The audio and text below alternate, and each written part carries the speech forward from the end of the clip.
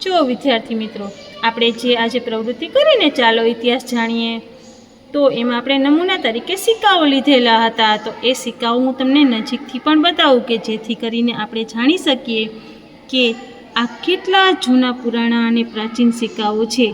અને તમને તો ખબર જ છે કે ઇતિહાસ જાણવાના સ્ત્રોતોમાં સિક્કાઓ છે એ અગત્યનું માધ્યમ છે, જેનાથી આપણે ઇતિહાસને ઓળખી શકીએ, સમજી શકીએ અને જાણી શકીએ. એ સમયની સંસ્કૃતિ, સભ્યતા, એ સમયનું સમાજ જીવન, એ બધું આપણે જે ઇતિહાસ જાણવાના સ્ત્રોતો છે એના દ્વારા જાણી શકીએ. ને સિક્કાઓ તો એમાં પાછું અગત્યનું માધ્યમ, તો એને તો ધ્યાનપૂર્વક સમજવું જ જોઈએ. તો જુઓ વિદ્યાર્થી મિત્રો, હું તમને સૌથી જૂનામાં જૂનો સિક્કો બતાવું જે મને મળ્યો છે. 1921નો સિક્કો તમે જોઈ શકો છો. આ 1957નો સિક્કો છે. આ 1968નો સિક્કો છે. તમને નજીકથી બતાવું કે જેથી કરીને તમે સાલ વાંચી શકો.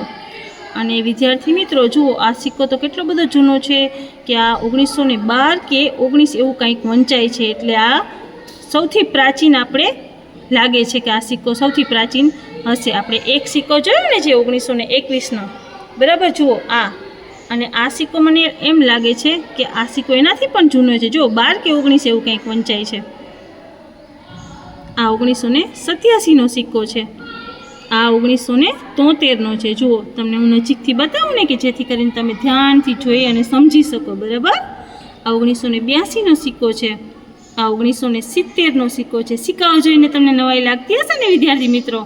જુઓ, આ 1969નો સિક્કો છે.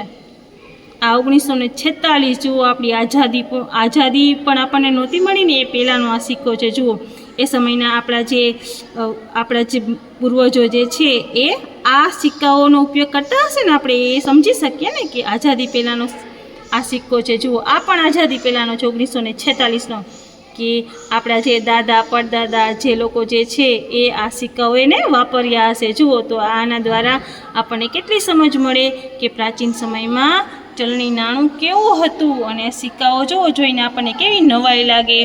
અને આપણને આના દ્વારા ઇતિહાસની સમજ પણ મળી શકે છે, જેના કારણે આપણી જે સમજની દ્રઢતા છે એ પણ સરસ રીતે થઈ જાય, બરાબર વિદ્યાર્થી મિત્રો. જો ચાલો, મજા આવી ને આ બધા જૂના પુરાણા સિક્કાઓ જોઈને.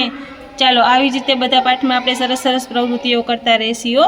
ઓકે, આવજો, બાય.